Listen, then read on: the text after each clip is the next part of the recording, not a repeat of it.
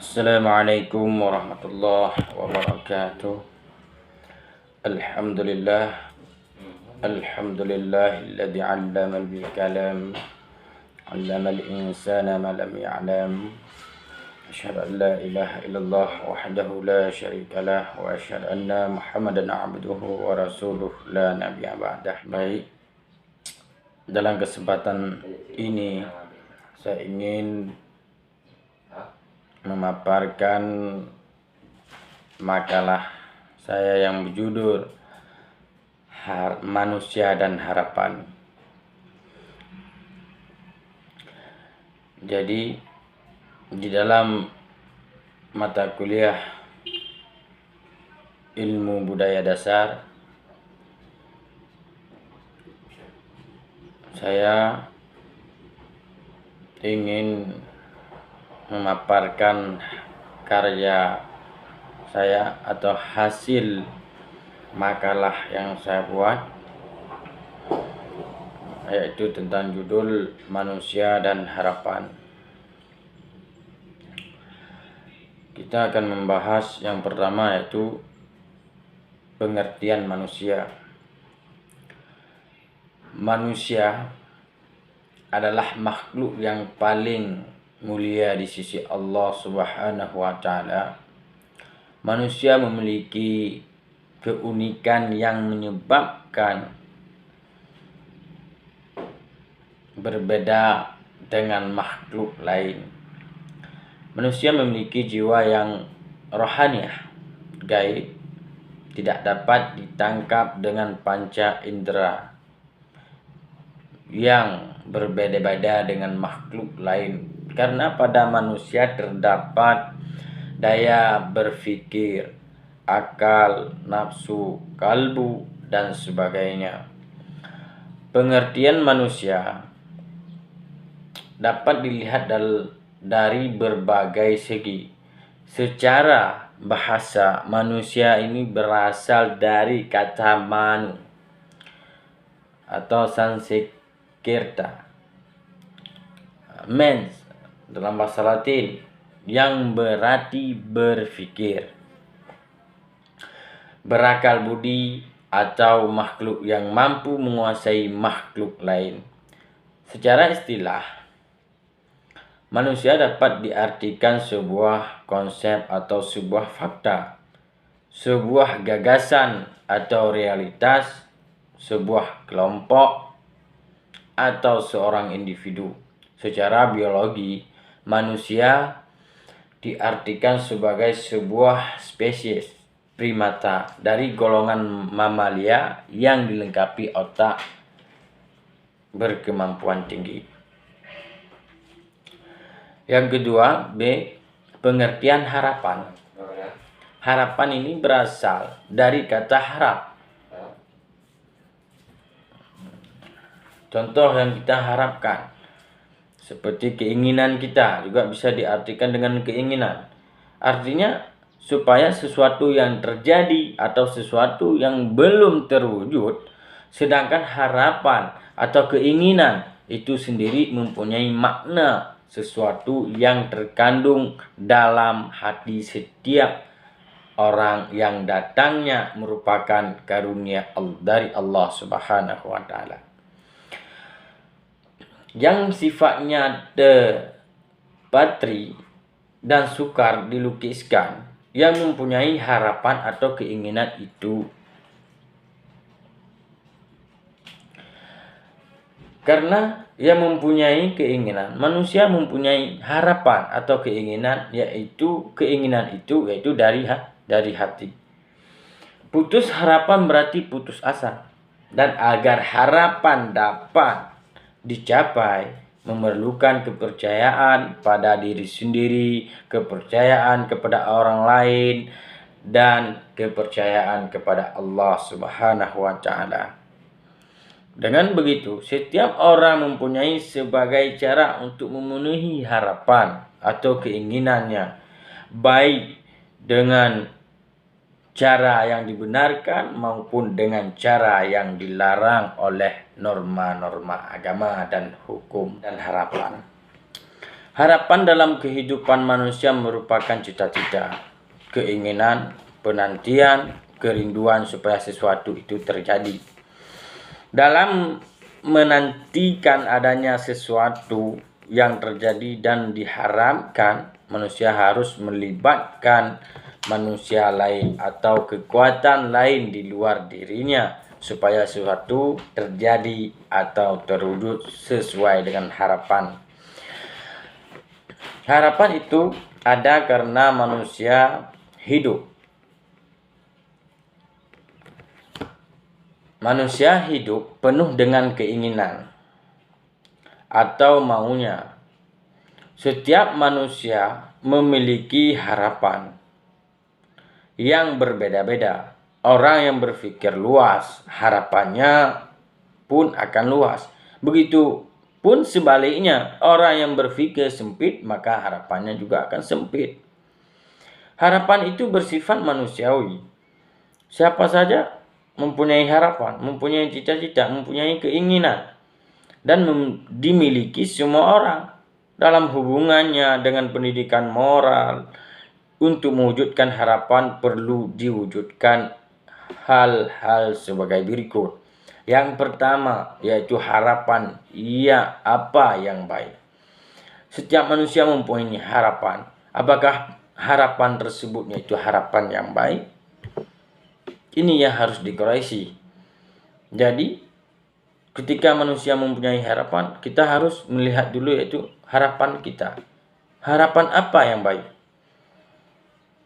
Kita harus melihatnya dulu. Jadi yang kedua, bagaimana cara mencapai harapan itu? Setelah kita melihat memang itu harapan kita itu yang terbaik, yang baik, maka cara atau bagaimana cara kita untuk mencapai harapan yang kita inginkan. Dan yang ketiga, bagaimana bila harapan tidak tercapai? Ini yang jadi persoalan. Ketika kita mempunyai harapan yang baik, setelah itu cara mencapai harapan itu sudah kita punya, sudah kita usahakan harapan kita, keinginan kita. Yang namun bila harapan tersebut yang telah kita usahakan tidak kita dapatkan atau tidak kita capai, itu bagaimana?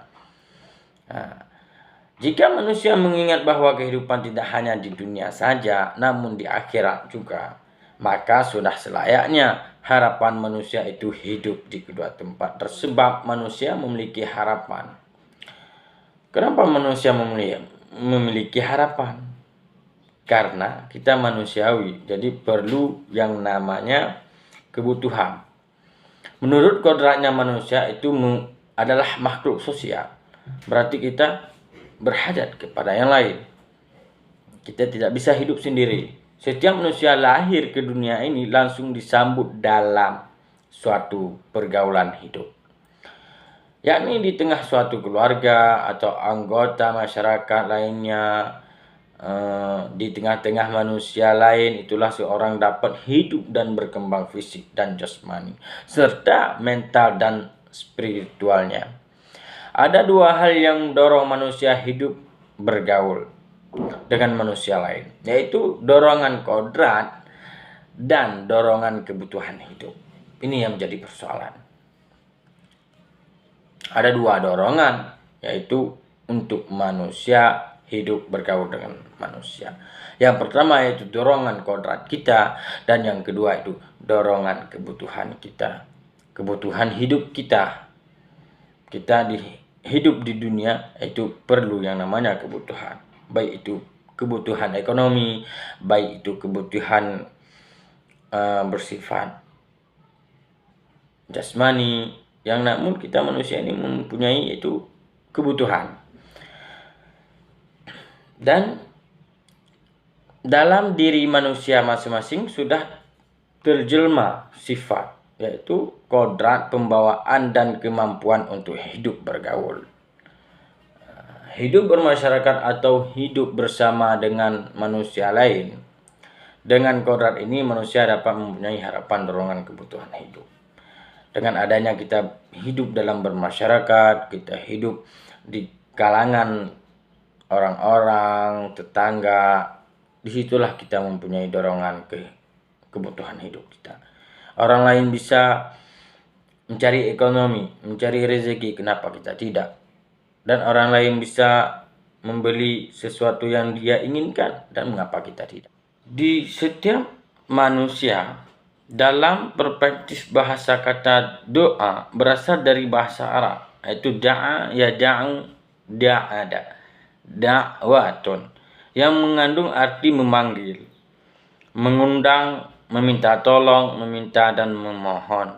Dalam pergunaan sehari-hari, kata doa mempunyai beberapa makna, di antaranya adalah yaitu yang pertama, Gharib Al-Isyafahani dalam kitabnya Al-Mu'jam li Mufradat Al-Faz Al-Quran Al-Karim, Kamus Kosakata Al-Quran, antara lain mengatakan bahwa kata doa sama artinya dengan kata nida, yakni panggilan. Bedanya kata nida terkadang menggunakan kata ya, tapi menyebutkan nama orang yang dipanggilnya.